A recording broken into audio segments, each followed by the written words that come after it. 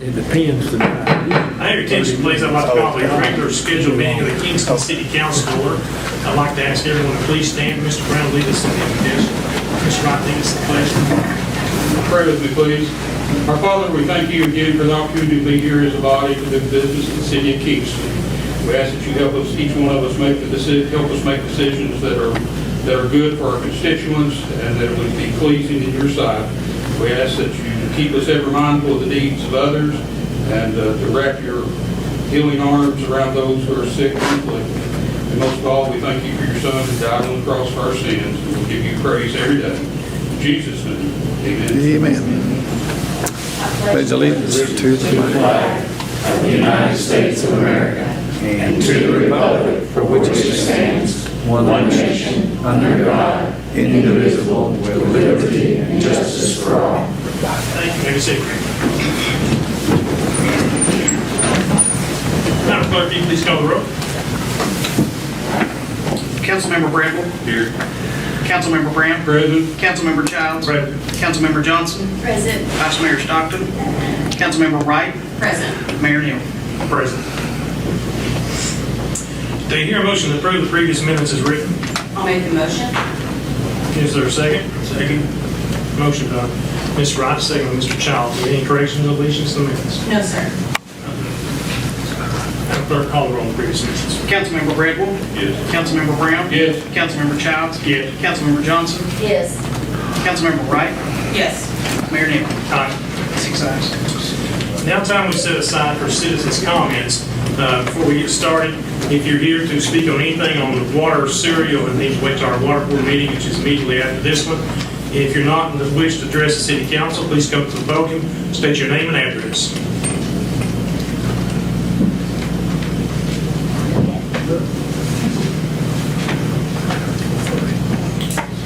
Hi, I have a sore throat, so I apologize, but I'm Shelley Hall. I teach dancing at the Parks and Rec. And I did post looking for another space.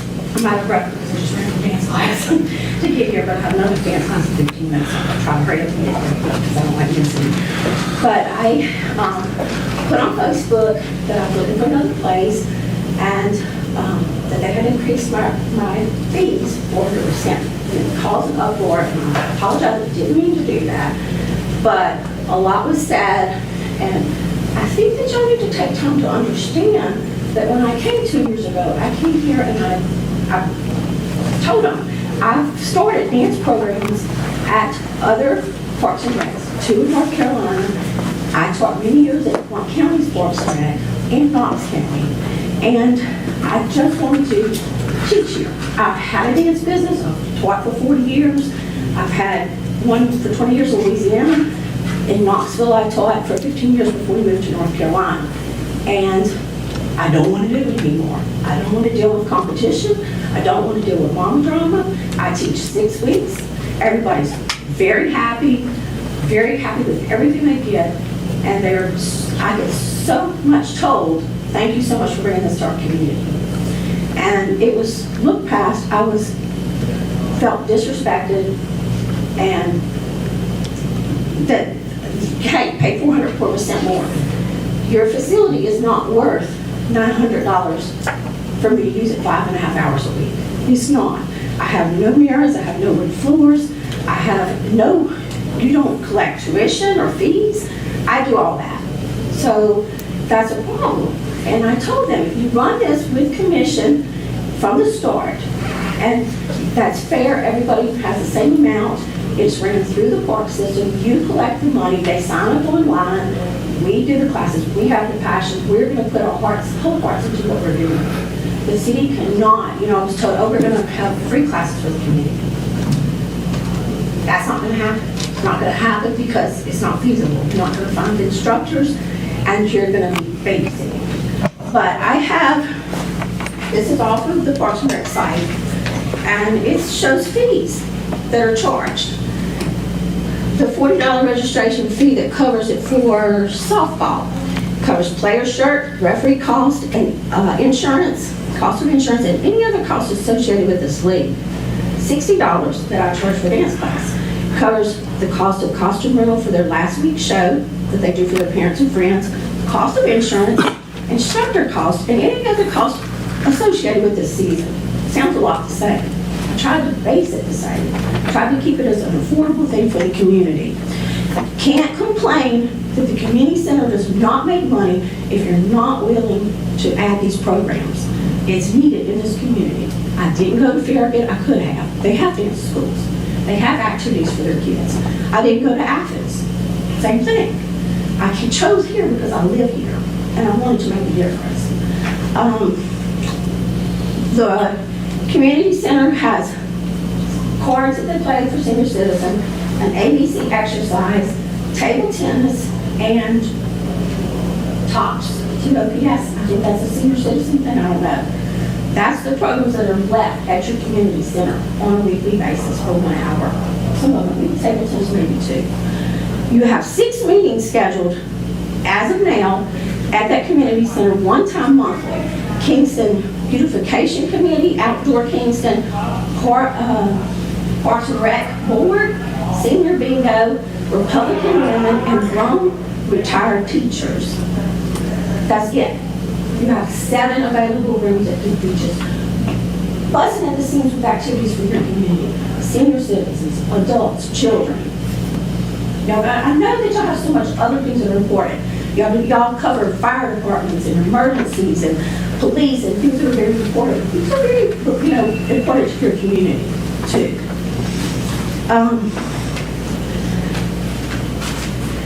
I understand for-profit and non-profit. I do, but I wasn't given that choice. I tried, and I just wanted to provide this for the community. I can answer questions. I was told that they wanted to go up to the fees of area around. Kay, the dance teacher, she contacted them. A lot of them I already knew because I had contacted them. Rockwood, free, holds 25 people. Harriman, $15 an hour, 25 for 2 hours, includes kitchenette, holds 25 people. All these allowed to charge for class. Oak Ridge Community Center, $17 an hour, holds 30 people. Athens, $20, holds 56 people. Farragut, $25 for an hour and a half, 35 people. All of them allow you to charge for your activity. Okay. I didn't mean to cause a stir. I just want you to know that you can't complain about it not making money if it's sitting there empty. I don't understand why y'all made it, spent all this time and effort and money, and it's going to sit there. Well, Ms. Hall, thank you. I should have told you this many people. I'm only going to limit it to 3 minutes, but That's fine. thank you for your discussion. Anyone else? Yes, I had been in here for about 20 years or so since I got that property rezoned for the condos on the water.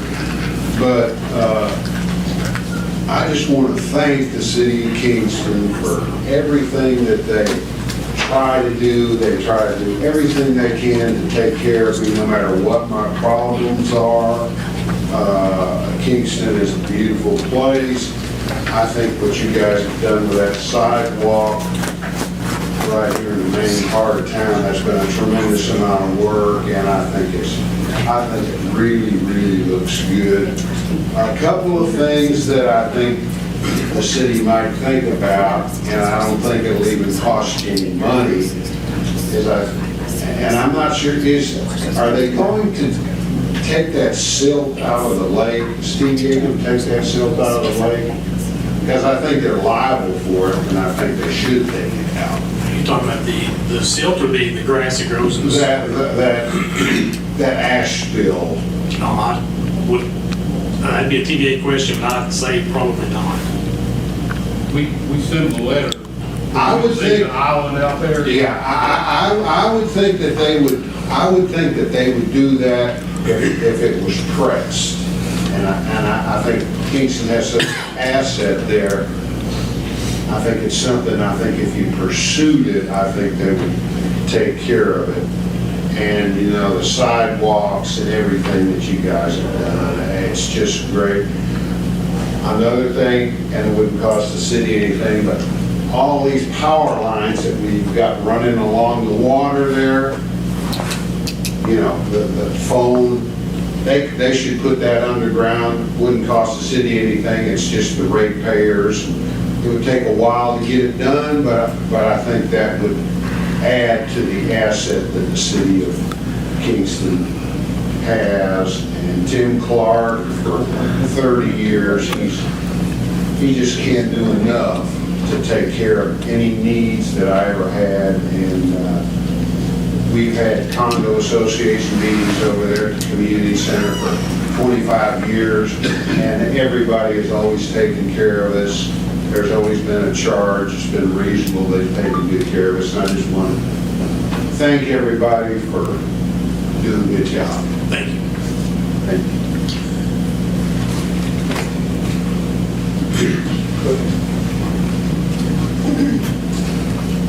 Well, I feel a lot more comfortable when you're in an exercise class. I am not a talker.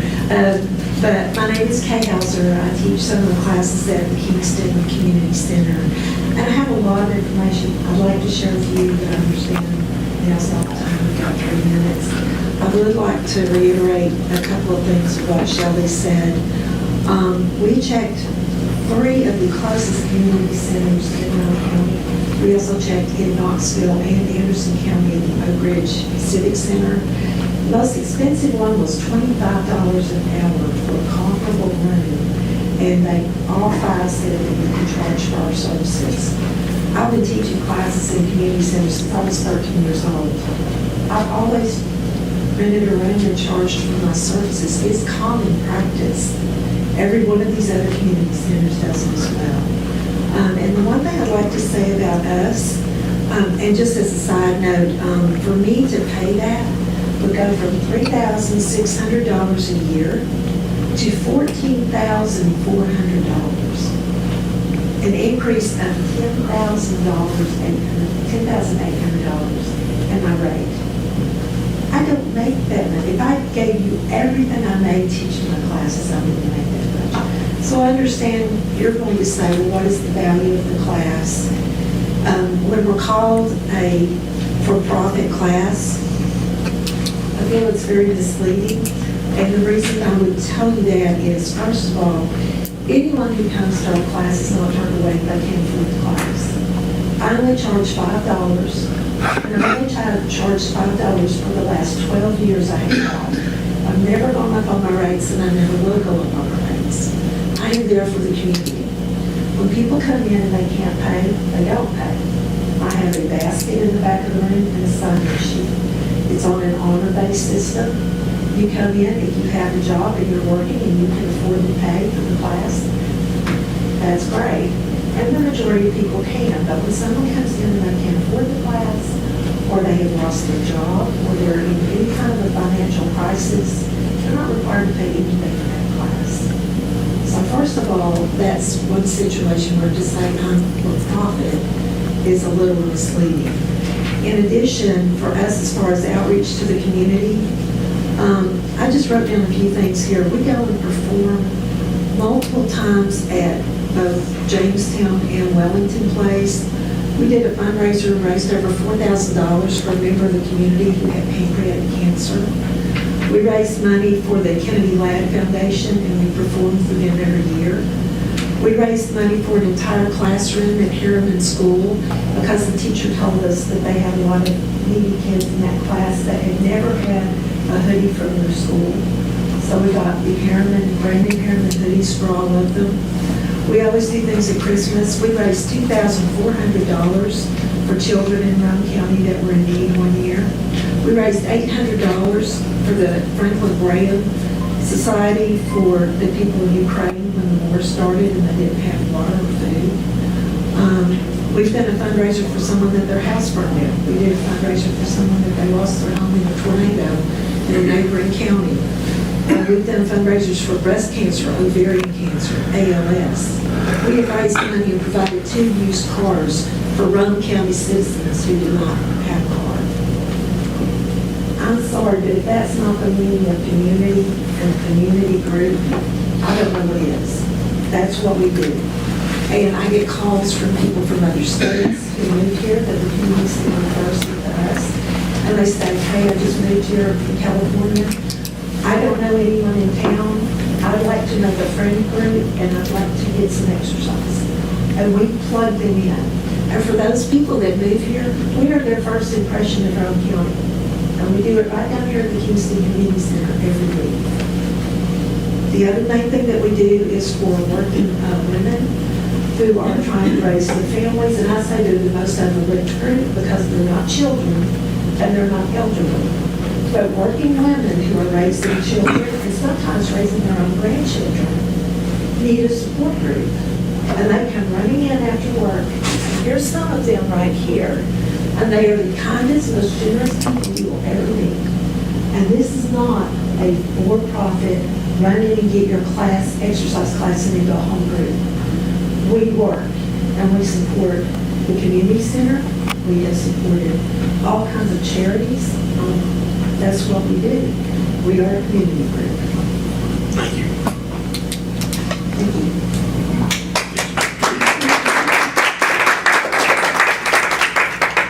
My wife couldn't talk, I can't hear, I got that here, very quiet combo.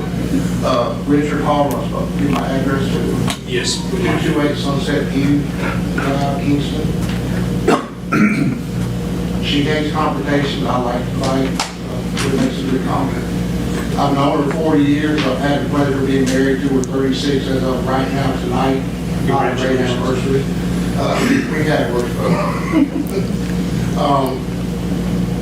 I was full of piss and vinegar, excuse me, for the last couple of days, wanted to confront some people. They disrespected her, they've been rude, some people on this council. She don't deserve that.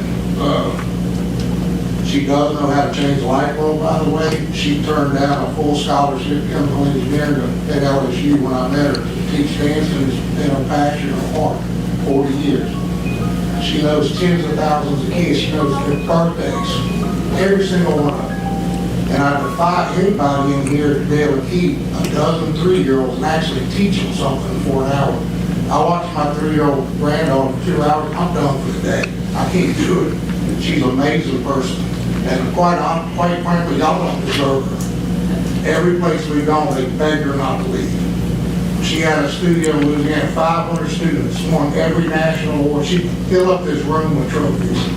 I watched kids dance at every halftime of pro football games for 6 years.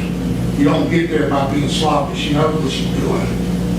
And for the life of me, I don't understand why y'all don't want anything at the center for adults or kids. There's nothing there. It's a cold, empty building now. I don't get it. I mean, and we won our fight. She has a place. We've had 3 or 4 people reach out. You can have a place for free. We want this to remain in the community. She charges hardly nothing. Her mom worked 2 jobs to keep her in dancing. She's little. She's a single mom. She's remembered that. That's who she's here for. People can't afford some of these studios. She's not a threat to them. She teaches a 6-week class, very cheap, affordable to people that can't afford the bigger places. They like it. They move on.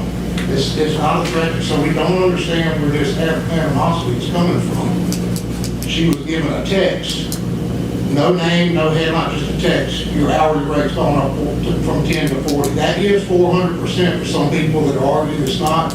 I know math pretty good. I just don't understand it. I'm here for her. I don't understand why the one friendly person that always answered our questions at the community center was suspended without pay because of the drama that my wife and me have stirred up. And it's not drama. We simply want a clarification. She was sent a text that morning, and there was a letter on Rome County that the irony is it said to clarify. A contract lawyer would die laughing at this. I mean, every paragraph contradicts each other. I don't know who wrote it, but Jesus Christ. I did technical writing for Exxon for 10 years. I'll be glad to come fix it for y'all. I was a home inspector in Tennessee for 12 years. I'm mad for the lady that got suspended. I'm mad for the high school girl that was asked to go throw a weapon in the dumpster last week that was found in my wife's stuff. This high school girl that works by herself tonight has to lock up as convicts coming here to work. I'm a little concerned about that. I was on the FBI task force for serial killers and I ended up living a half mile from my wife's dance studio. I'm a little concerned about security. I'm concerned about the buildings full of mold. The basement which by the way, had the permanent dance room in it. And we looked down and offered to remodel it free of charge if my wife could use it. We couldn't stay in there for a few minutes, this wall, ceiling, walls covered in mold. The ceilings and the roof were replaced. I said, they never did a mold test here. They spent all this money on the building, no mold test done. Why? Who's handling this stuff? You know, they're saying that there's a breach in professionality at the lower level. No, it's from the director on up. I'm sorry. That's where it's at. Gotta catch my 3 minutes rough. I love my wife, I'm a defender, and she don't deserve this crap.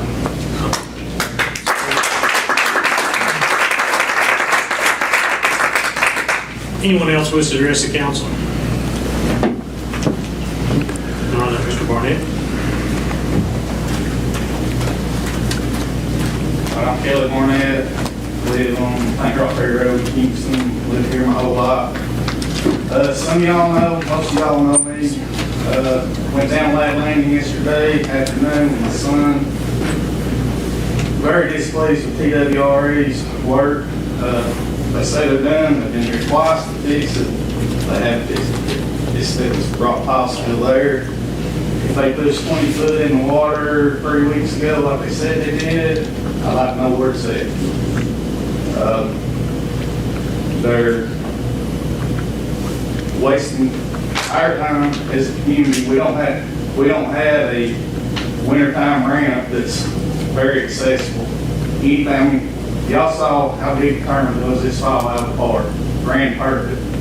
These guys are going to run tournaments here in March, early April. Can't do it. Mr. Blaine, wasn't TWRA coming back last week or? They've, to our knowledge, they've come back. They're going to come back. I think in their eyes, it's done. Certainly in ours, it isn't. You know, we're just as frustrated as the people using it are. You know, my idea, and I've talked to a couple of you about this, is I think we need to set up a meeting with TWRA and get users there, get our elected delegation there, and see if we can't hold them to coming back and doing this the right way, because it's there have been several problems with the project, as you all know, going back to when we first made this arrangement with them until now. So certainly not happy with it, but I don't think they're going to come back unless we press the issues. The rock pile runs 3/4 of the way across the ramp. Hayden and I were there yesterday. My trolling motor actually hit it yesterday, hit the rock pile. If you load a boat, your angle's like this, the butt of your boat's coming down. You want to tear that lower units, you want to tear that $1,000 cross. People already have, people store up trailers in the process because the ramp drops off. They didn't extend the ramp. All they had to do is push that ramp in there 20, 30 feet out in the water when it started last year, and everything would have been fine. Right, if they They had to dug it out. I mean, I went down there and Hayden and I went down there and looked at it last year. They had to dug out. They didn't push it far enough. If they pushed it far enough, it'd been one and done. We'd be golden right now. Well, we will get with TWRA and see what they can come back and get some I mean, but right now, water's down. I mean, y'all seen the mud flat in front of the pits. Water's down about as low as it's going to get. If somebody has bass boats can use that ramp now, they're going to have to be careful. Pontoon boats, Malibu ski boats, bigger ski boats, bigger pleasure boats. As the water's down, they're going to tear something up. So They're going to tear that back. full pull should be all right? Full, they'll be fine, but they need to push that rock pile. Yeah, okay. They either need to push it into the water, into the channel, or dig it out. We'll get on TWRA and also call Cindy Yeager, Representative Fritz, and get them involved too. So I understand. Right, appreciate it. Thank you. Anyone else?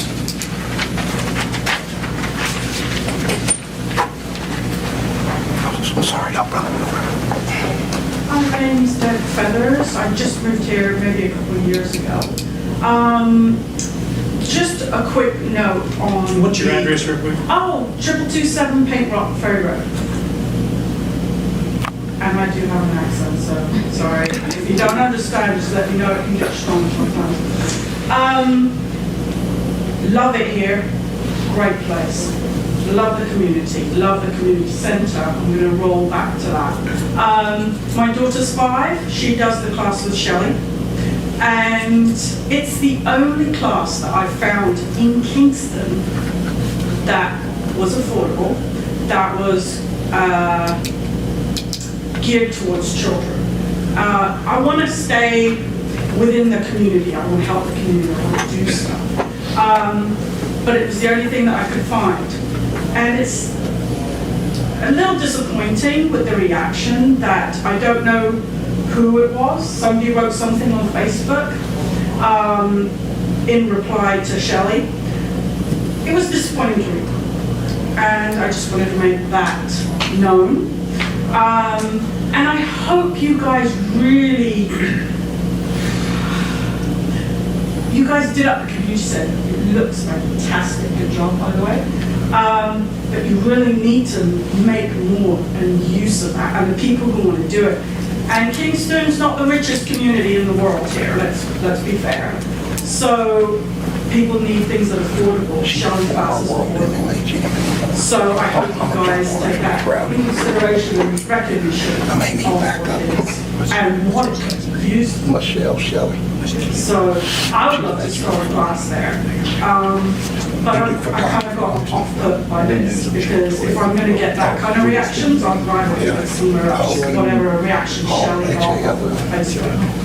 So just a note, and I hope you guys appreciate everything, and thank you for having me. I know it's from afar, but thank you very much for listening. Take care. Anyone else wish to address the council?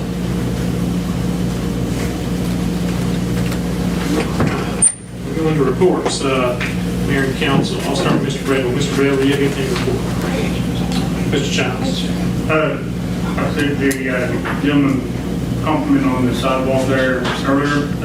They finished up all the concrete work. They'll be there in the morning to finish up hopefully do the asphalt. He did. They got all the lights working. Got the gravel down around the little island area. Looking really good. Mr. Brown. 911 report is in your packet. Ms. Wright. Nothing, sir. Ms. Johnson, do you have anything? The library was very pleased to hear that the lights are being put in the parking lot. Thank you. The only thing I have to report is a letter we got from the state for the fishing tournament in September, where they'll be sponsoring half of the money to get them here, so that's big for us there. City Manager, your report. Thank you, Mayor. A couple things here. For one, you all probably know that we've had an ongoing problem with vandalism at City Park, particularly in the restrooms.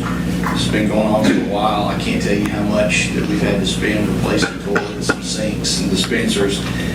We just recently put in a new camera system, and I'm pleased to report that almost immediately we caught two minors, in the act of vandalizing the restrooms. So the police are in the process of pursuing charges against them, and since that time we've had no more problems. So we are covered with cameras there, and they are working. So I'm happy to report that, and hopefully that will lead to the end of some of our problems down there. But they've certainly caused somebody has a significant amount of damage. Speaking of City Park, obviously the pickleball court is something that a lot of people are asking about. We have talked, Judge Aaron and I talked, and he's in the process of meeting with other vendors. We did not get a response that we wanted from the vendor who quoted it last year. So we are in the process of looking for an alternative there. We're not willing to wait for the rest of the year to get that done. So I'll let you know as we have more progress on that. The ARC grant for Ladd Park, the environmental review, identified no significant impacts as a result of that will result from that project. The environmental review period will officially end on Thursday, and then we should get hopefully the notice to proceed to the design phase on that in the next 30 days or so. Hopefully that will start moving now that we've gotten through that. On the build grant, as I told you before, we received one response each from our RFQs for planning and administrative services. We've sent those to FHWA to review them for compliance and can't move forward until we hear back from them.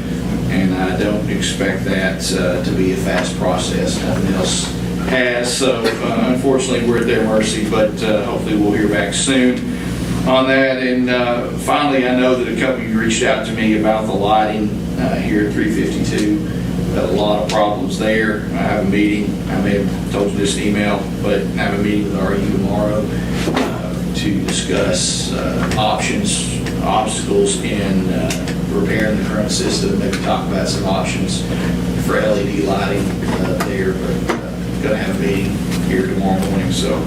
Is that at 9 a.m.? Yes, and hopefully we will have some progress come from that. So, and that's all I have. Unless you have questions. Any questions for the city manager? All right, seeing none, item 7, addition of items to the meeting agenda received after the close of the agenda deadline. I didn't receive any. Item 8, unfinished business. Item A, approval of the second and final reading of ordinance 2301-1001, an ordinance to change the name of East Lovely Street to Jack McPherson Way. Do you hear a motion for this second reading? I'll motion. I'll second. Motion by Ms. Johnson, second by Ms. Wright. Anything, Ms. Johnson? No. Ms. Wright? No. Council? Madam Clerk, call the roll on second reading. Councilmember Bradley? Yes. Councilmember Brown? Yes. Councilmember Childs? Yes. Councilmember Johnson? Yes. Councilmember Wright? Yes. Mayor Neal? Aye. 6 ayes. Item B is approval of the second and final reading of ordinance 2301-1002, an ordinance amending the annual budget for the city of Kingston, Tennessee for fiscal year 2022-2023. Do you hear a motion for this second reading? I'll make the motion. I say. Motion by Mr. Childs, second by Mr. Bradley. Mr. Childs? Mr. Bradley? Council? Madam Clerk, call the roll on this second reading. Councilmember Bradley? Yes. Councilmember Brown? Yes. Councilmember Childs? Yes. Councilmember Johnson? Yes. Councilmember Wright? Yes. Mayor Neal? Aye. 6 ayes. Item C is approval of the second and final reading of ordinance 2301-1003, an ordinance amending the annual budget for the city of Kingston, Tennessee Water and Sewer Fund for the fiscal year 2022-2023. Do you hear a motion for this second reading? A motion. Is there a second? I say. Motion by Ms. Johnson, second by Mr. Bradley. Any questions on that? Madam Clerk, call the roll, please. Councilmember Bradley? Yes. Councilmember Brown? Yes. Councilmember Childs? Yes. Councilmember Johnson? Yes. Councilmember Wright? Yes. Mayor Neal? Aye. 6 ayes. Item A on new business is acceptance of the annual comprehensive physical report for the year ending June 30th, 2022. And on last Tuesday, the auditor came and spoke to us about the audit, and this is where we have to approve it. Is there a motion to approve this audit? I'll make the motion. Is there a second? Second. Motion by Mr. Childs, second by Mr. Johnson. Mr. Childs. I'll make good. Ms. Johnson. Council. Madam Clerk, call the roll on the audit. Councilmember Bradley? Yes. Councilmember Brown? Yes. Councilmember Childs? Yes. Councilmember Johnson? Yes. Councilmember Wright? Yes. Mayor Neal? Aye. 6 ayes. Item B is approval to appropriate an amount not to exceed $90,000 for roofing and other repairs to the Fire Station 1. I'll make the motion. Motion by Mr. Childs, is there a second? I'll second. Second by Ms. Wright. Mr. Childs? Been waiting for a long time. Ms. Wright. I agree. Council? Madam Clerk, call the roll, please. Councilmember Bradley? Yes. Councilmember Brown? Yes. Councilmember Childs? Yes. Councilmember Johnson? Yes. Councilmember Wright? Yes. Mayor Neal? Aye. 6 ayes. Item C is approval of a request from Jason Taylor to close Cumberland Street from Johnson Street to Patton Ferry Road on April 22nd for a car show. Is there a motion to close this street on April 22nd? I'll make the motion. I say. Motion by Ms. Wright, second by Mr. Bradley. Ms. Wright? Nothing, sir. Mr. Bradley. Council? Madam Clerk, call the roll on closing the street. Councilmember Bradwell. Yes. Councilmember Brown. Yes. Councilmember Childs. Yes. Councilmember Johnson. Yes. Councilmember Wright. Yes. Mayor Neal. Aye. 6 ayes. Item B is approval to reappoint Councilmember Tony Brown to a 6-year term on the Solid Waste Advisory Board. I make the motion. Second. Motion by Ms. Wright, second by Mr. Childs. Do you guys have anything to discuss already? Madam Clerk, call the roll to reappoint Mr. Brown. Councilmember Bradwell. Yes. Councilmember Brown. Yes. Councilmember Childs. Yes. Councilmember Johnson. Yes. Councilmember Wright. Yes. Mayor Neal. Aye. 6 ayes. That's the end of the agenda. This meeting's adjourned. Now we'll go right straight into the regular meeting of the Kingston Beer Board. Madam Clerk, will you please call the roll for Beer Board? Member Bradwell. Here. Member Brown. Present. Member Childs. Present. Member Johnson. Present. Vice Chair Stockton. Member Wright. Present. Chairman Neal. Present. To hear a motion to approve the previous minutes as written. I'll make the motion. Motion by Ms. Wright, second by Mr. Brown. Minutes. Last board meeting. Please call the roll to approve the minutes. Member Bradwell. Member Brown. Yes. Member Childs. Yes. Member Johnson. Yes. Member Wright. Yes. Chairman Neal. Aye. 6 ayes. Nothing else come from the Beer Board, not this meeting's adjourned. Now we'll call the regular scheduled meeting of the Kingston Water Board. Madam Clerk, will you please call the roll for the Water Board? Member Bradwell. Member Brown. Present. Member Childs. Member Johnson. Present. Vice Chair Stockton. Member Wright. Present. Chairman Neal. Present. To hear a motion to approve the previous minutes. I'll make the motion. Second. Second, Mr. Childs. See any corrections or deletions to the minutes? No, sir. Mr. Childs? Madam Clerk, call the roll on the minutes, please. Member Bradwell. Yes. Member Brown. Yes. Member Childs. Yes. Member Johnson. Yes. Member Wright. Yes. Chairman Neal. Aye. 6 ayes. Now's the time we set aside for citizens to comment to the Water Board. I said earlier, come up to the podium, state your name and address, and, yes, sir.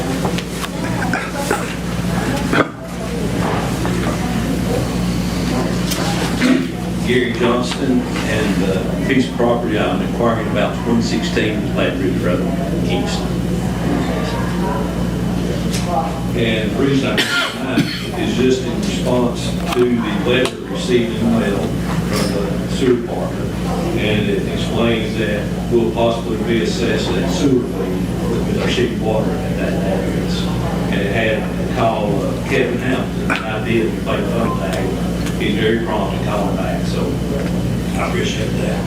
The question I had, personally as a landowner, we do have Kingston City water. We do not have sewer service at this point in time. Kevin explained that it's only in the planning stage to apply service to that load. My question as a landowner, since we don't have service, will we be required to pay that? And Kevin said that the state of Tennessee, we're all on the sewer system down in the county right now.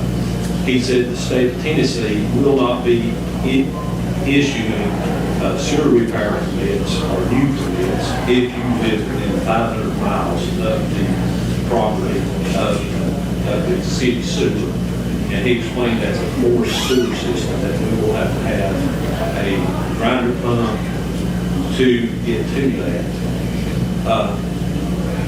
So my question as landowner, is that a state law or is it something the city of Kingston? I haven't researched that, I don't know. I can't remember when, but I do know that the city of Kingston adopted that ordinance, what you're reading there, about within 500 feet, tile on thing.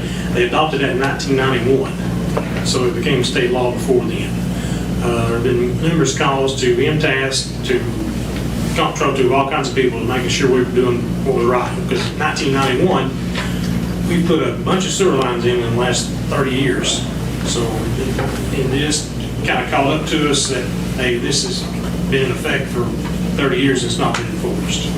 So that's when the utility director, Mr. Hamilton, came to us and said that we need to enforce this. And if it's on the books, and I don't know if we can take it off the books. I don't know if we can take it off. That's the state of Tennessee. Yes. Okay. And the city of Kingston adopted it in, I think, May of '91. Okay. The other question I had asked if would the city of Kingston be setting if we chose to go on the sewer system? Is that a process that the city would do, or is it, and he told me right now, currently, I don't think anything's been decided, but it would be on the landowner, y'all would set the tap. I asked what the tap fee was, I don't think those charges, I don't know if they've been discussed or not, but would set the tap, it's on the landowner to get to that. Yes. So one of my questions, just if I make the decision to go ahead and participate and hook up, you know, what type of equipment would I have to have? What's the specs on the equipment and all that information? Is there something, any guidelines out there? Yes, Mr. Hamilton can get you all that. And I guess, just as a landowner, we're all pushed for taxes and everything else. You know, sort of the shock to get a letter, you know, what's the cost of the system to go in place? Is it $5,000 and $8,000? I don't have a clue, but I think it's going to be cheap to do that. So, will the charges be assessed before the opportunity to tap into that? Is that going to happen or not? I'm just asking everybody here, just think about if you're receiving in the letter and said you're going to start receiving this charge to you without having any service that you're receiving from that, is that fair or not? I just ask those questions. Can you help with that one? I mean, from our standpoint, we, as you said, we have an ordinance that was enacted 30 plus years ago that says that we're to do this. Obviously, we haven't done it since that time because for most of it, we had a moratorium on out-of-city sewer customers. Once that was lifted, you know, we have no choice. I mean, it's there, it's on the books. So, as the mayor said, unless that ordinance was changed, then you know, we're just doing what the ordinance says. You know, going and as he said, we've spoken to the state. You know, we've got an attorney general's opinion. We know that there was an attorney general's opinion on this matter, and you know, it's it is what it is. Again, unless that ordinance changed, and it's been on the books for 30 plus years. So. If there wasn't, had there not been a moratorium on sewer, you know, this is something that would have been charged for decades now. But now on yours, and I can't see off the top of my head where your property is, but you said it's not, the sewer line is not above your property? No, I believe, and I don't know, I haven't researched all this. Your sewer line goes down Gallagher Road, Lad Ridge, pulls off of Gallagher Road, and you've got a pumping station up there too. Something wrong with it. He's talking about the Barger Station, which the pumps, the water lift station for Bargers is up above him, but I need to add something to him. Initially, we was looking at the front of his, but when we come back and I got the opinion from the Attorney General, or Andrew got that from us and everything, the TCA code states that if a property abuts or touches the right-of-way over public access, I believe that's not true, Mr. Thompson? That's correct. His property, the front of it touches the Lad Ridge, but the back of his property touches Gallagher Road.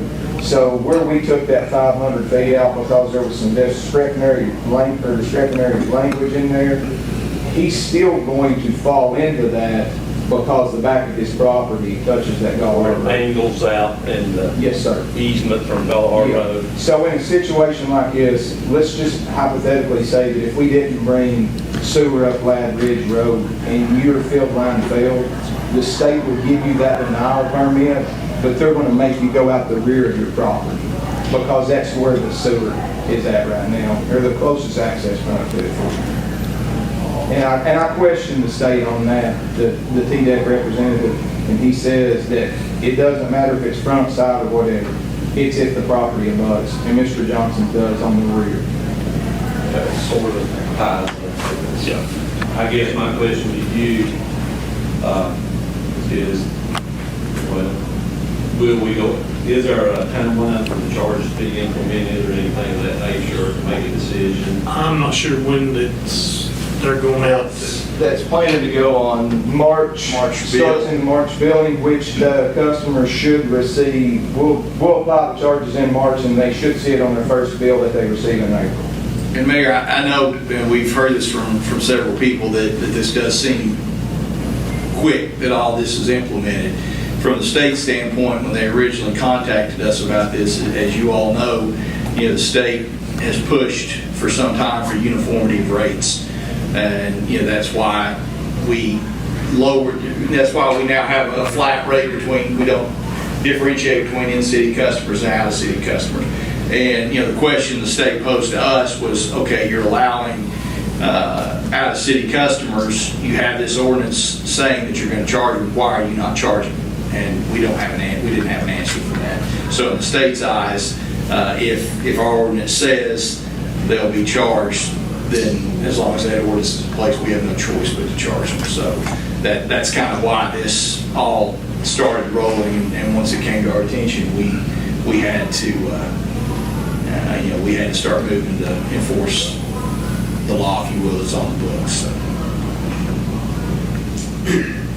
One thing I may throw out, just as comment, I have a piece of property in Florida purchased, and we had to get on the city sewer because they will not allow septic systems. One thing that utility in that particular county done, though, was they actually come in, done a site survey for you, put the system in, told you what type of electrical connection you had to have, and wrote it on into their package where if the burden was not on the landowner to try to figure out what to do. They already had the package put together. So here's our price, here's how you pay for it.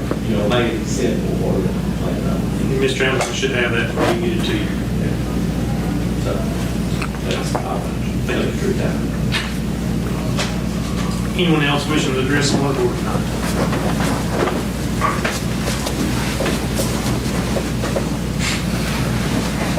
One question, of course. Your name and address. Oh, Dickie Maddox, I live on 155 Old Johnston Valley Road, East Kingston. So, one question I have, just because I don't know how this works, because I'm a county resident, not a city resident, and if I needed more than 3 minutes, how would I get more than 3 minutes in front of the water board?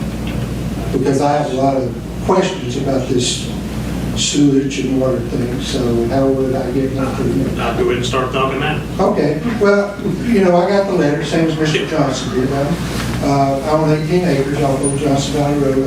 Approximately 128 feet of mine is on Highway 70, so that's where my 500 feet comes in. My house is probably 1,000 feet. Most of my property is on Old Johnston Valley Road. And one thing I kind of question is the letter came, and I just thought about this last night, in my wife's name, not in mine and her name both, because we both own the property together. So, but the water department, we have Kingston Water, and her name is on the water bill, not mine. So the question I have was, did these letters only go out to people that have Kingston Water? Or did they go to people who are not Kingston Water customers? Only Kingston Water customers. Okay, so if there's somebody living next door to me that lives right on 70, and they don't have Kingston Water, then how come they're not going to get assessed a fee also, I guess is my question. Because I don't use your sewage service, I got a septic tank. Right. So just because I have Kingston Water, so see, it's not fair across the board if they're adjacent to a sewage line. And by the way, I'm not here to argue the code. I was a code enforcement officer in South Florida for 5 years. I know how municipal codes work. They're in place to protect municipality, not citizen. I said special magistrate hearings for 5 years and we never lost a case. So, but I am, just to question the fairness of it. Number one, the charges, and why non-water department customers are not going to be assessed a fee also. I don't use your service, which number one, that's where my fairness thing comes in. You're going to double my water bill. I use your water, happy to have it. But to double my water bill, to charge me sewage based on my water bill when I don't put any sewage in your system, there's no way that you can tell me that's fair, whether there's an ordinance on the book or not that allows you to do that. I mean, That's like me buying a gas for a car and I don't get to drive the car, you know, because I don't put anything in your system. Okay. So now, Let me see if I can explain it the best way I can. Okay. Okay. Let's say tomorrow your septic tank goes belly up. okay, can I give you some information on that too? No, because I really doesn't necessarily relevant to what I'm fixing to say. Okay. Then, I feel like that when this was put in law in the city of Kingston in 91, it was because whether you're on that sewer line or not, it still costs us money to run that sewer line through there. So if your septic tank goes belly up tomorrow and you go try to get a permit, they're going to say, no, you were within this many feet. You're going to hook up the sewer. I've been told that. But that still doesn't answer my question. Because you said that's been on the books since 1991. I applied for a building permit in December 2019. Got Kingston Water. I was never told that I had access to sewage. You would think the water department at that time would have said, hey, by the way, are you getting sewage hookup or are you getting a septic tank? Me personally, if I'd known they were going to run a line down Old Johnson Valley Road to where I could connect to it, I would have went on the septic.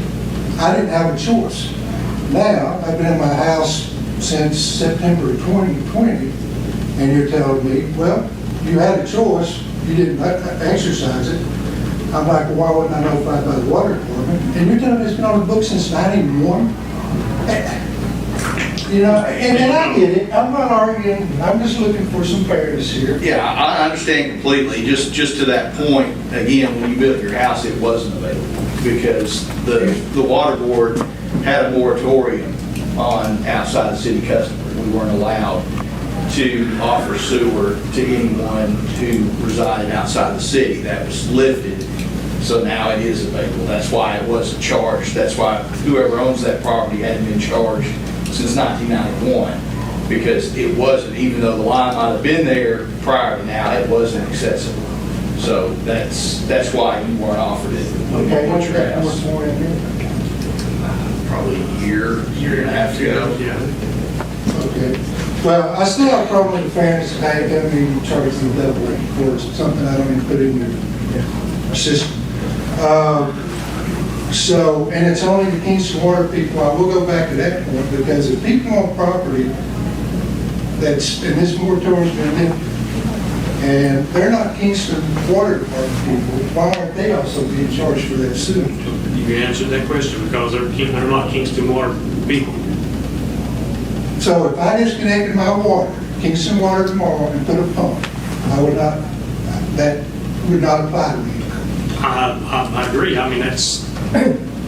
This is what the state pretty much says. The state says if you're on a well, we can't charge you. You're not one of our customers, as the mayor said. Okay. But this is what the state will say. As the mayor stated, when your septic goes belly up, for those people who is on that well, at that time, not only will they become sewer customers, but they have no choice but to tie on the city water, because that's how we feel. So if you was to go into a well today, if you got off of city water when that well goes dry, or when that septic went bad, the state's getting ready to force you to come back to the city water and the city sewer. Okay, and the last question I guess I have is, you know, this water board, it's, how come there's not like a county representative for a person like me on the water board?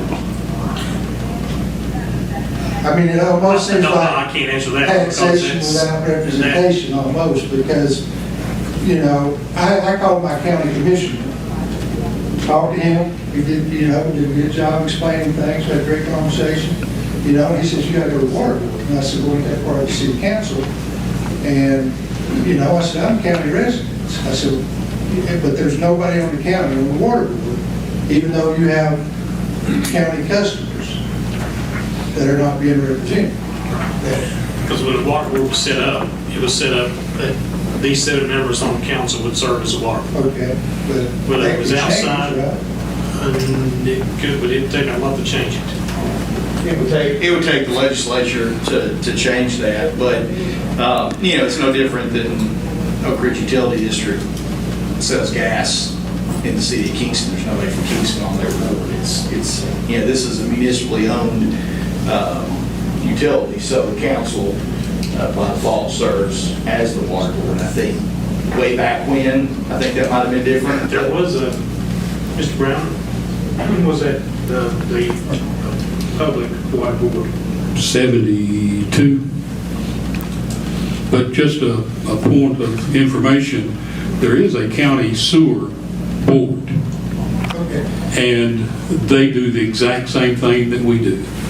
They would apply because it's a state, and I want to try to get away from this ordinance. It's a state law. Whether there's an ordinance or not, there's a state law that says that we have to do this. The county extended their sewer in Midtown, and they do the exact same thing. If it runs in front of your property, you have to sign up on it. Back to your question about having representation, the Harriman Utility Board has customers inside the city limits of Kingston, and we don't have a representative of Kingston on that board, nor do we have one on the Oak Ridge Gas Board either. And they do inside the city, just a little information. This is all new to me, like I say, I'm a county resident, that didn't care But sometime, what happened in the city of Kingston. but sometime in the past, somebody from your community, before your time, I'm assuming, came to the city council water board and requested to have that water extended outside the city, or we never would have went out there, just like we have on some of the sewer. People have requested it, and to help recoup the cost from all the way out to the Oak Ridge city limits where our sewer now goes after the moratorium, and we can sign up. That's how you became involved in it, because it came down Galahar and went up Highway 70 back to the sewer plant. I'm happy to have city water. I have no complaints about that. And like I said, if I'd have known when I built my house in 1999, 2019, excuse me, I would have gladly went on your septic system. Because we had the ground opened up. We could have ran whatever far we needed to run for the water, because I ran electrical around the ground. It would have been cheaper than putting in that septic tank. And I would have been happier for being on your sewage lines than having to deal with septic tank. But I appreciate your information. The one thing I did present to my county commissioner is he said, bottom line, what resolution, if you could get a resolution out of the water board, what would it be? He asked me that just for his information, why he asked me that. Here's what I told him. I said, if anybody needs money, it's people in Kingston, and especially for infrastructure in Roane County in general. I would not have a problem with being charged a base rate to help pay for the sewage system. But I said, the one thing that I cannot wrap my head around is my water bill's going to double just for a sewage that I'm not even hooked up to, that I don't even use. I'm paying for a service that I have no use for. So, I don't know what consideration it can be given, but that's the only reason I'm here. I'm not arguing against the code. I know there's no change in that. But I would appreciate, as we're all trying to fight the fight against inflation and higher grocery prices and gas prices and everything else. And, generally my water bill is anywhere between $45 to $50 a month. And all of a sudden I'm going to be paying $90 to $95 to $100 a month. Every little bit matters.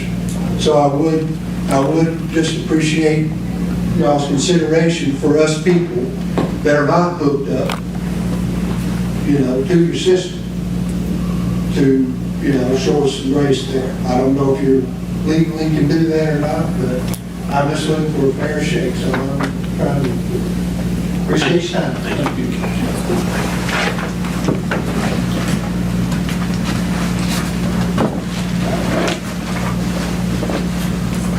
Good evening. My name is Melissa Bertel. I live at 168 Galahar Road. I just have a couple of questions. Kind of feeding off of the last gentleman that was up here. Kind of based on what he says, we have a septic system, and I do understand the law. I researched it. I understand that it's been in place for a long time. It's just not been something we've had been forced to hook to. What I can't understand is logically how they chose to charge double your water bill. Okay, I'm not putting anything into that line currently. I will not be hooking up right now. as my septic system is fine.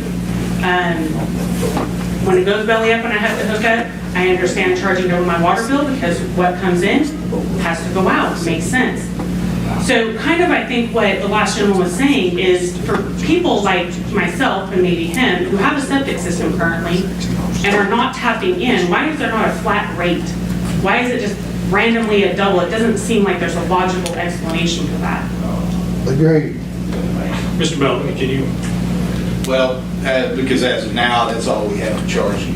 We don't have a flat rate.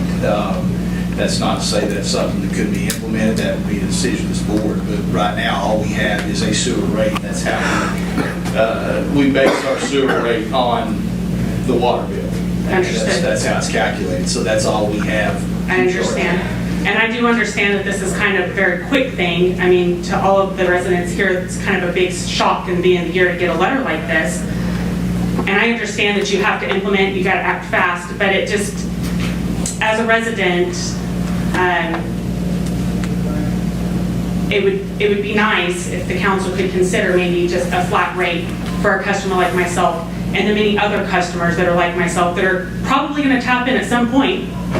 We're going to be forced to, and that's fine. I don't mind being on city sewer, but I'm not, that's a very large expense, the upwards of $10,000 to $15,000 to get that tapped in, to get my sewage pumped up to where they're going to bring that line across the road.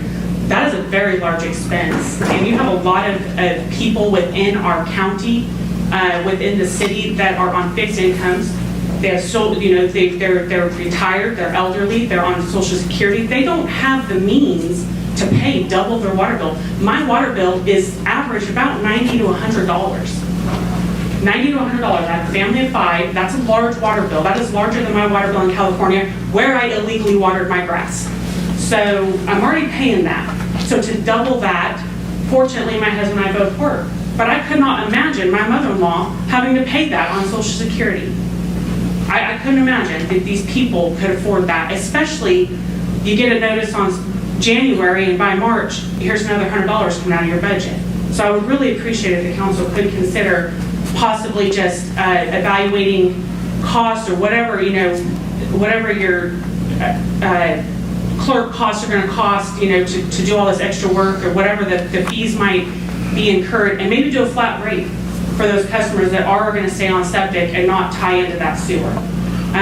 My next question, also kind of feeding off of what the last gentleman was saying, with the substantial increase in revenue, I would really love to know what the money allocation is going to be. Is the water department, maybe they can offer, not necessarily a service, but something back to the community. I understand that gets fed into the annual budget, and I mean, I'm sure the county, or the clerks that take our payment would love a little increase, cost of living increase. That makes sense. But I would love to know what that actual revenue is going to go to. That is a very large amount of revenue increase for the city. So is there a plan for that? You can go into the annual revenue of the water board, and will be budgeted out a lot, because we have bonds that have to be paid for the sewer lines that we put in and other water lines. Okay, is there any maintenance and so that all just goes kind of basically into the general fund then? There's nothing that the city of Kingston is going to consider, or the water department's going to consider to give back to the community residents here? That's not one thing that we decide, hey, we're going to make X amount of dollars, because let's put this on everyone. It's got to go back to what we have used the money, what we have borrowed money in the past to put in the ground. And to So maintain. we're paying off old loans, basically. That's the only way you can put sewer lines and water lines in the ground, which cost you, what was the Gallhart Road was almost $2 million, I think. And that was 27 years ago. The cost, you're right on the bond issue, but state law says, just in general terms, the cost of operating your utility is to be equally shared among all customers. Again, going back to sewer routing to city residents, they weren't charged that because there was a moratorium. But now that moratorium's been lifted, we have no choice but to charge them. So, that's, I get your point.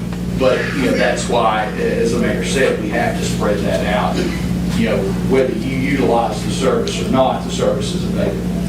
So, that's no different than how we treat our city customers. You may not use a park, you may not use a fire department, but the service is available and that cost is distributed among all the taxpayers, and in that case, ratepayers on the utility side, so. Right, I understand that. Mayor, can I ask a question of Mr. Bully? Yes. Number one, regarding the rate that they are going to be charged, the state has set our rates, and the comptroller has set our rates. So to even go into a discussion for what she's suggesting, we're going to have to talk to the comptroller regardless. Number two, because the state has set this rule out about not providing new septic permits for repair work and whatnot, and these people will be forced onto sewer in the future. It doesn't stand to reason. One of the reasons why this is being done is because we need to prepare for those customers that would be coming online in our capacity in our sewer department, other lines. That's what that money goes for. Our utility is not here to make a profit. We're here to provide a service. Or not the city. The city's different than our water department. So it's a completely different animal. And so actually the state frowns upon profit over and beyond. Our job is to take that money and to add more lines, add more sewer capacity, correct? Yeah, if you don't have, if you're in the red, then that's a problem. If you're making too much money, that's a problem. It's all relative to the rates you charge. And the rates you charge have to be enough to cover your expenses plus allowing a reasonable amount for future growth, and that's what we're doing. And with, like you said, looking at not only the cost of lines that we put in, but going back to maintenance. So, when we're seeing the cost of everything we buy, from chemicals at the treatment plant to pipe increasing by just $4, unbelievable percentages. So our costs are going up too, but it all goes back to uniformity of rate. And of course, we went through that whole process, and our out-of-city water rates were higher than they are now. Those rates were brought down. So the state made us do that. So we now do have level rates across the board. So. One quick question in regards to what you had said about the rates. You said that the rates are state implemented rates? We had the state come in, and because of the way appreciation is calculated now, the state came in and said we were not raising our rates enough periodically. So the state came in and set our rate structure. And they set our future rate structures as well. So any changing of the rates that they set, I would assume that we will have to inquire regarding that, the comptroller, treasury, and the state. And that's for water though? All rates. For water and sewer? Yes. Water and sewer, and yes, Councilman Wright, to answer your question, if we want to consider any type of a flat rate, we would have to get approval by the state to do that, and that, I don't know how they would even do that. That wouldn't be something right now that we would be able to do on our own, even if we wanted to. All right, thank you. Thank you. Does anyone else wish to address the water board?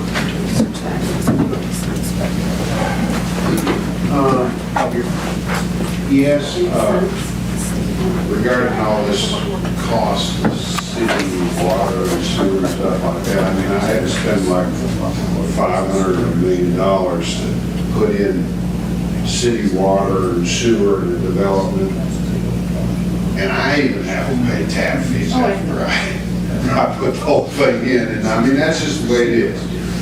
But, and Kevin has taken good care of me. I mean, whenever I have an issue or I have a question, he always has a good, sensible, realistic answer for me. And I appreciate that, because then I I have a better understanding, because I understand it costs a lot of money to maintain all these water and sewer lines and all that stuff.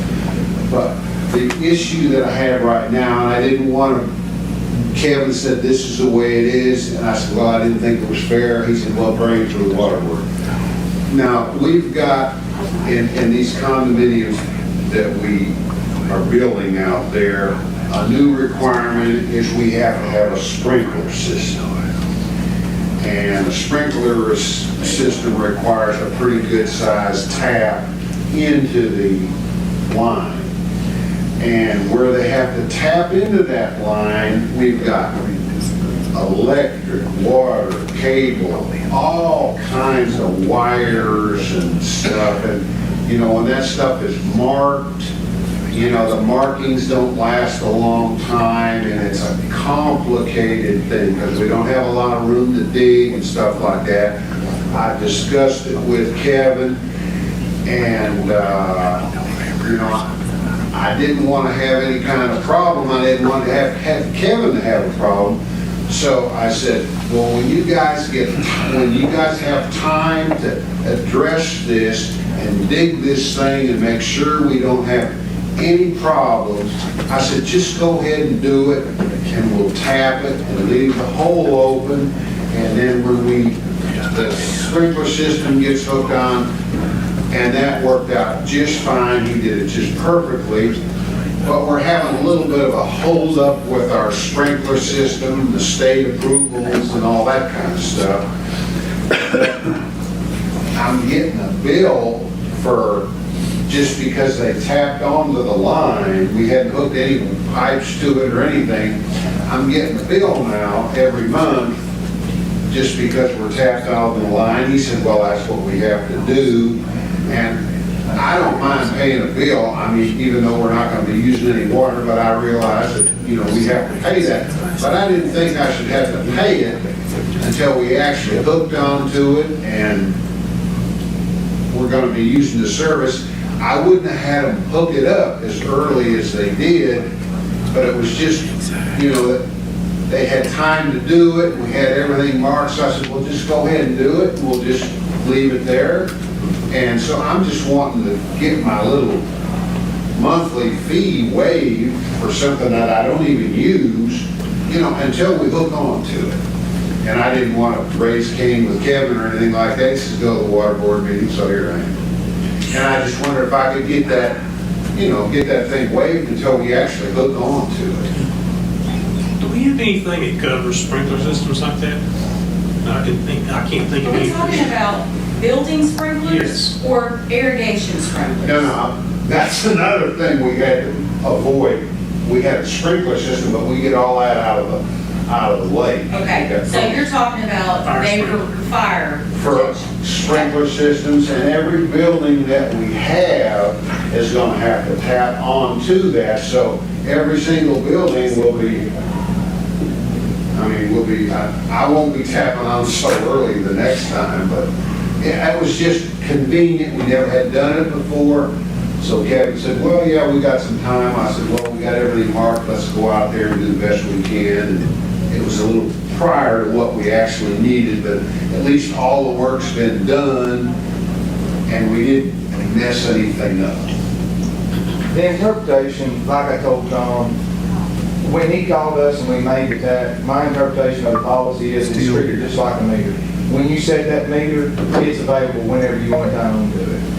His sprinkler system is there, ready to tie on at this time. I understand his building's not there or whatever. When you get into the fire line systems, they're not metered systems. It's just straight line coming off of the main. Currently, in our policy or in our fees, he just pays a minimum charge every month for having a sprinkler system, and that's the way we treat everybody. But as I explained to Mr. Buntrock, him or anybody else, and I've had people say this on the water meter side. Well, I'm not ready for it. I said, but it's available to you. If you want to tie onto it at this moment, it's there. So when he came to me about it, that's why I told him, I can't waive that. That's something that's a policy. That's something that the board's adopted. So that's why I suggested that it needs to come back to y'all on that. It is available to him for use at any time. Yeah, I wonder where I need to look into and see what the policy exactly says. About the sprinkler system, I can't remember. Like, as the utility director said, it's the same as a water meter. That's just been our standard practice is, once you're connected. I'm not connected though. But you're connected to us. It's not connected to your building. All they did was tap the line. They just tapped it. We hadn't hooked anything onto it. It's just there, ready for us. And that's not going to be too far off, I don't think, but you know how things work. So, and I'm more than happy to pay it. Once we get connected, but they just tapped onto it, the hole's open, and just like water meters, I understand all that. You guys got a lot of overhead that you got to pay, but I just felt like since I was getting it done a little early, just to help everybody out and be safe and stay out of trouble, that I didn't know I was going to have to ante up every month until. Could he close that account and then open it back up when he was ready? He could, he'd just have to pay the reconnect fee if there's one on, and that's the way we normally do. Well, we never have connected though, other than right, when you cut into the line. Right, so like if you had a charge, a service charge on there or whatever, with the water meter, I have people a lot of times who will come in and say, hey, I want to open this account, but I'm not going to bill for 8 months. So as soon as they open that account and I make that tap, in order to save them that minimum bill, they will come in and close it right back. And he explained that to me on all the meters that I've got out. The only thing that he might have to do on this is if we have a fee, like say a reconnect fee or a trip fee, if we close this account, when we go back, he might have to pay that back to us. But I mean, it's possible if that's what he'd prefer to do, I suppose. Okay.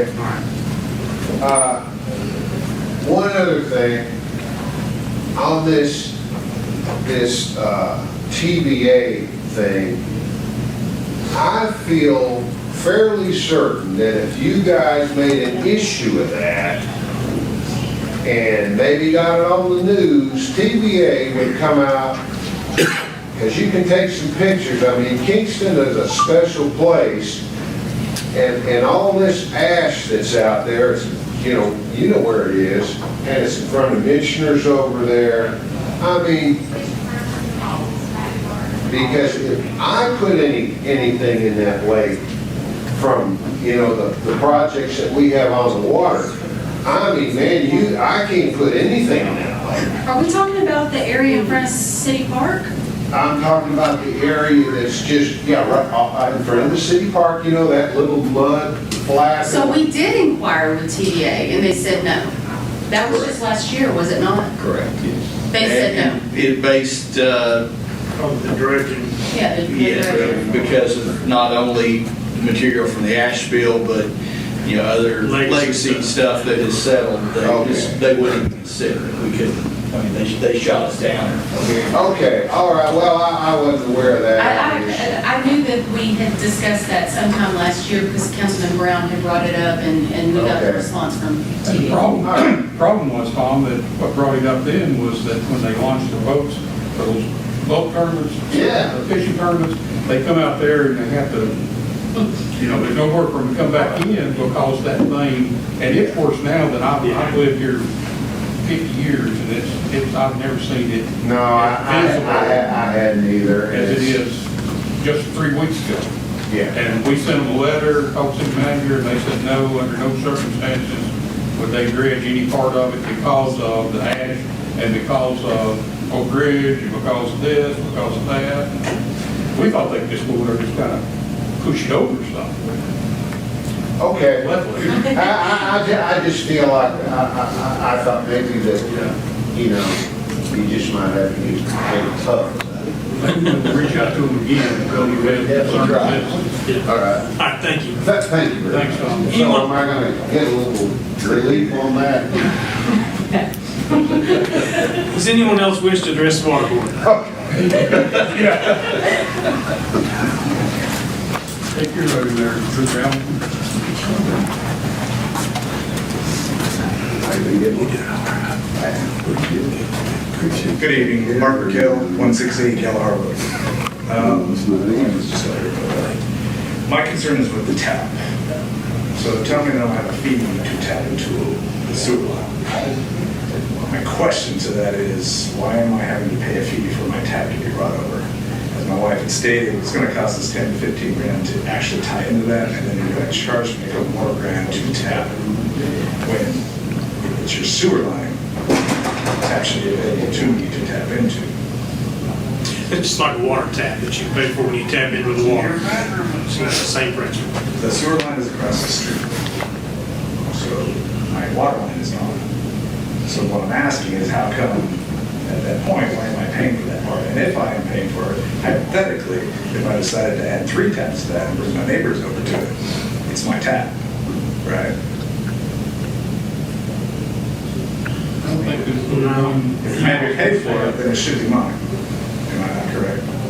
You still only allow one resident on tap. Okay, well then why am I paying for the tap still? Because that is the water board policy that has been set for years. Even water taps, city water taps or sewer taps. Okay, all right, appreciate it. All right, anyone else?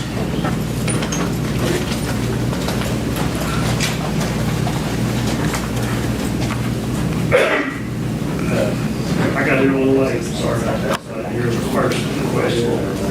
Some of these things may have already been asked. What's your name, where your My name's Mike Day. I live off Galahar Road. Live on Ladridge Road. I've got 2 different water taps out there. I live on Ladridge Road.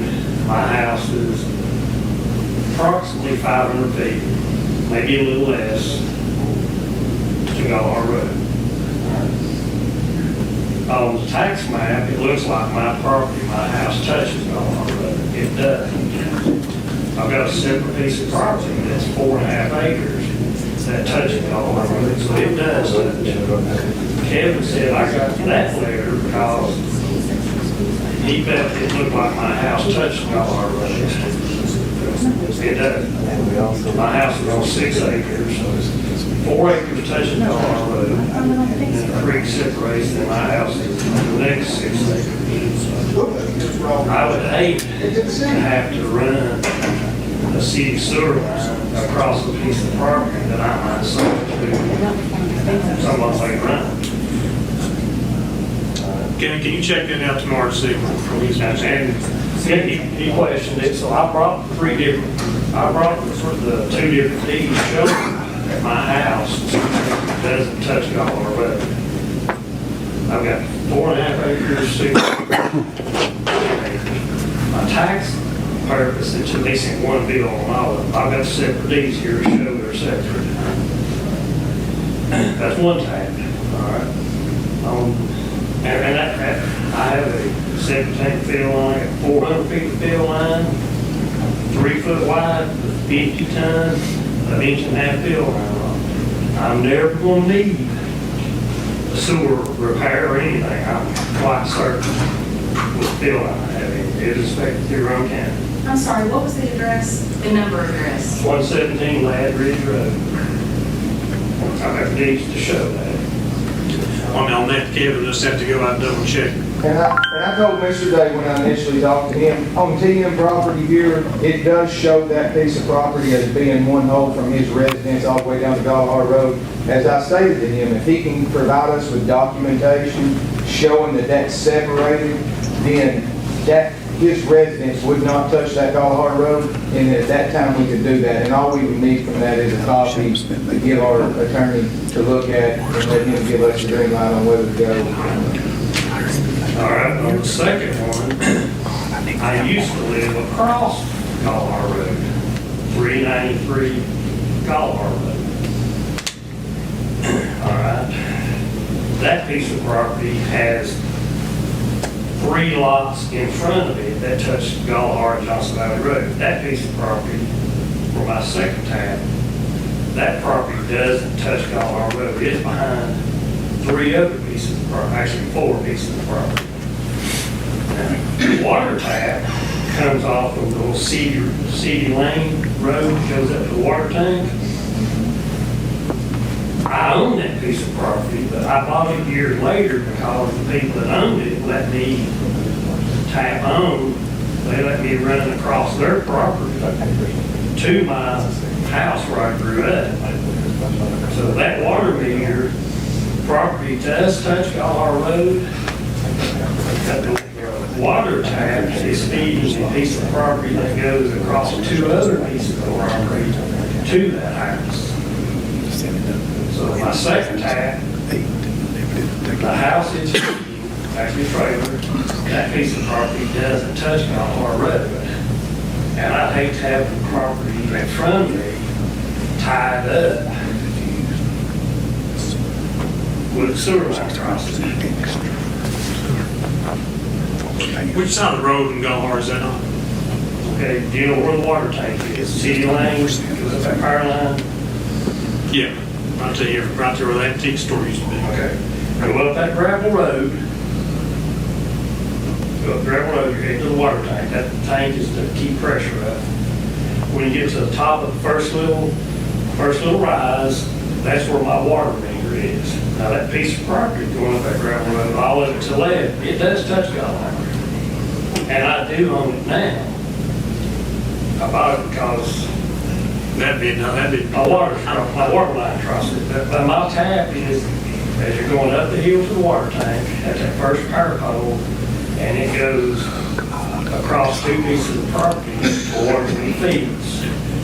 Mr. Bowden. Mayor, if you'll get us that information you have, I'll be happy to give Kevin and the city attorney, we'll look at the deeds and we'll determine if it should be eligible or not. I'll be happy to take a look at it if you don't mind. Loan me what you have. I'd rather bring it home. We can make you a copy. We can make a copy of it. But me and Kevin, we looked at it and I said, no, look, I know you could finally bring it off the wall, so I know we probably have to make an appointment later on, but I don't need water tap on either one of them. I mean, a sewer tap on either one of them.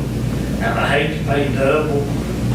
Yeah, I understand. On either one of them. If you'll give that to Ms. Jackson, she can go make a copy real quick and you can take the originals I back. mean, I have everything she needs, but I'll talk to Kevin or Okay, that'd be fine. Anyone else wish to address the water board tonight? We'll move on to the city manager report. Just a couple quick things in addition to my written report, just give you a couple quick updates. Kevin notified me yesterday that we have received approval for the plans for West Ridge Crest, Ward Road, and Warren Lane. There was a little bit of a holdup there with TDEC, but we do have approval on those, and we'll be moving forward with the next steps in that process. Also, got a question about the Casey's project. Still working on what options would be best for that, and hopefully we'll have more to bring to you soon, but that's still going through some fact-finding stages. Do you want to have any questions for the city manager? Seeing none, there is no new business to come for the water board. Does anyone have anything to bring up in the water board tonight? Seeing none, this meeting's adjourned.